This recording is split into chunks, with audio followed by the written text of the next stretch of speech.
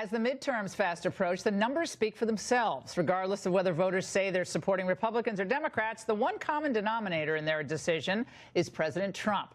So is that good news or bad news just 18 days out from the election? Joining me now to discuss is Eric Trump. Eric, good to see you, my friend. Hey, Laura, how are you?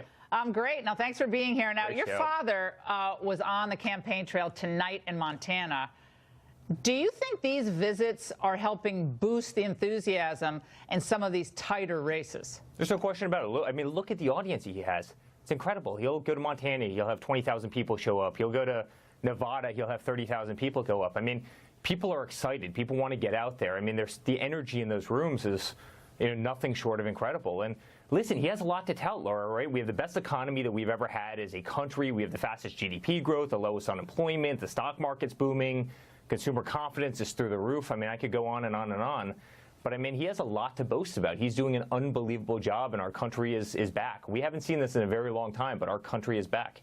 And, Eric, when you see the hostility, despite all of what you just laid out, the hostility out there, I'm going to play a clip of a total lunatic ripping down Ted Cruz signs. We had Ted Cruz on earlier, but we didn't have time to play this for him, so we'll play it for you. Let's watch.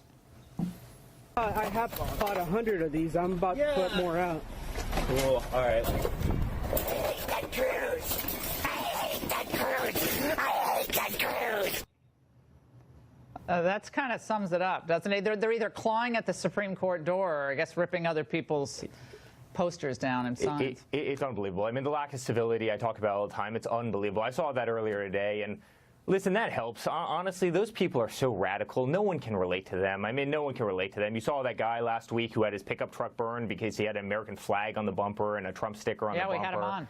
Right? You had that person, as you said, clawing at the Supreme Court door. You see Ted Cruz and his great wife, Heidi. They're getting yelled at dinner. I mean, I could go on and on, but when does this end? And, Laura, Americans don't want to see this stuff. That's not who we are as a society. I mean, that is a rogue faction, but the left has gone so far left, they've become so radicalized that they think this is acceptable behavior. When you have Eric Holder going out there and saying, you know what, when they're down, let's kick them in the head. And Hillary coming out and saying, the only time that we're going to be civil human beings is when we win again. I mean, why didn't you win in the first place? Right? Your message didn't work. You weren't effective. You weren't doing the job, and you had a person who was much better who came in and beat you handedly. And so, Eric, I mean, it's really a shame. Eric, one of your father's favorite people out there of all time, I think, is Rosie O'Donnell. So she mixed it up today with Nicole Wallace. Let's watch. He wants to send the military to the border, so. I want to send the military to the White House to get him. Gene. Well, I don't think I can top that, but it's actually a pretty good idea. It's a good idea. So they're either blowing the White House up or they want to take the military and take him out of the White House by any means necessary. I guess it's a joke, but it's not all that funny. No, it's not that funny. When only you actually forgot about Rosie, she pops back into the scene. It's every 2 months. It seems to cycle through and through and through. It's kind of amazing how that works. But, this isn't what people care about. I think we're going to do very well in the midterms. People have to get out there and vote, right? It's the most important thing in the world. But the country is back, Laura. I mean, we are winning by every single metric. It doesn't matter if it's our military. It doesn't matter if it's our economy, ISIS, immigration. I mean, America's winning. People have jobs again. Salaries are going up. 401ks are through the roof. I mean, that's what people care about, not. But the left is, these people want to sow chaos. You're right, because they don't have a message. Yeah, they don't have no message. They don't have no message. They stand for high taxes, right? They stand for banning plastic straws, right? They stand for going after law enforcement and total anarchy. That's their message. That's abolish ICE. That's their other big platform. 200 Riverside Boulevard, a Trump condominium, a beautiful building. Yeah. The Trump name now taken down from that building. What is that all about? I mean, you're in the business of running this company on top of everything else that you have going on in your life, your family, everything else.